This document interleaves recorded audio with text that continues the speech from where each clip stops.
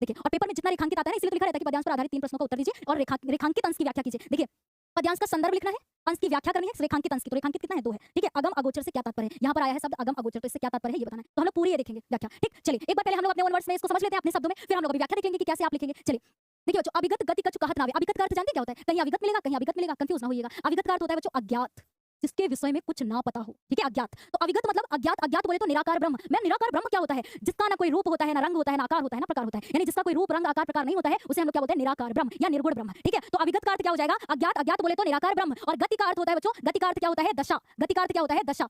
तो अविगत गति कछु कहत न आवे, यानी निराकार ब्रह्म की दशा के बारे में कुछ कहा नहीं जा सकता। कछु मतलब कुछ कहत ना, यानी नहीं कहा जा सकता। आवे ऐसे करके, कहत ना आवे मतलब नहीं कहा जा सकता। ठीक है, तो निराकार ब्रह्म के विषय में कुछ कहा नहीं जा सकता। जैसे जो गूंगे मीठे फल को रस अंतर्गत ही भावे, कि जिस प्रकार गूंगा व्यक्ति मीठे फल के रस को, रस बोले तो आनंद को, अंतर्गत ही भावे यानी मन ही मन में जान लेता है कि इसका स्वाद कैसा है, बोल करके नहीं बता सकता, है ना। समझिएगा, अच्छा लगेगा आपको और एक पद्यांश भी तैयार हो जाएगा। तो यहाँ पर बोला कि जो है जिस प्रकार गूंगा व्यक्ति मीठे फल के रस को यानी आनंद को अपने मन में ही जान लेता है कि इसका स्वाद कैसा है, बोल के नहीं बता पाता है ना। अंतर्गत ही भावे यानी मन में ही जान लेता है और अपने शब्दों में उसकी व्याख्या नहीं कर पाता है कि भाई कैसा स्वाद लगा उसको, है ना। गूंगा है तो कैसे बोलेगा। इसी तरह यहाँ पर बताया गया है कि निराकार ब्रह्म के विषय में भी, उसकी दशा के विषय में कुछ कहा नहीं जा सकता। ठीक है, अब देखिए 2 लाइन समझ में आ गई ना। तो मैं अगर पेपर में इतना हमें करना होता तो हम लोग लिख देते कि प्रस्तुत पद्यांश में कवि सूरदास जी निराकार ब्रह्म में आने वाली कठिनाइयों का वर्णन करते हुए कहते हैं कि निराकार ब्रह्म के बारे में कुछ कहा नहीं जा सकता।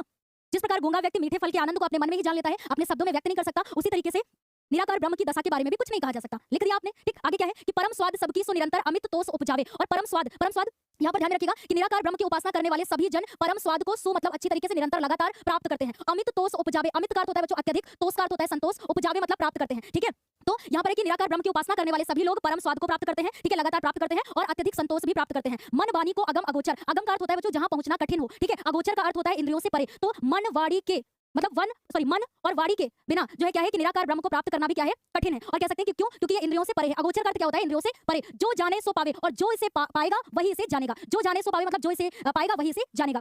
रूप रेख गुण जाति जुगति, है ना। यहाँ पर कहने का मतलब है कि निराकार ब्रह्म की उपासना करने वाले मतलब कि इसका रूप कैसा है, रेख यानी आकार कैसा है, गुण यानी गुण कैसे हैं, जाति बोले तो इसकी जाति कैसी है, जुगति बोले तो बच्चों क्या कि इसे भी मतलब किसी भी युक्ति से, जुगति मतलब किसी भी युक्ति से इसे प्राप्त नहीं किया जा सकता। तो निरालंब कित धावे, तो निरालंब मतलब बिना किसी आधार के, कित मतलब कहाँ, धावे मतलब घूमते फिरेंगे। तो निराकार ब्रह्म के जो उपासक हैं बिना किसी आधार के कहाँ घूमते फिरेंगे। सब विधि अगम विचार ही ताते, ताते मतलब इसीलिए सूर मतलब सूरदास जी सब विधि सभी प्रकार की विधियों से अगम यानी निराकार ब्रह्म की के विषय में विचार करते हैं और सगुण पद गावे और सगुण काव्य धारा या फिर हम कहें कि सगुण ब्रह्म की उपासना करते हैं। यानी कि इसीलिए सूरदास जी निराकार ब्रह्म के विषय में सभी प्रकार से विचार करते हैं और सगुण काव्य मतलब सगुण ब्रह्म की उपासना करते हैं। तो ये तो हम लोगों ने अपने शब्दों में समझा। व्याख्या कैसे आ रही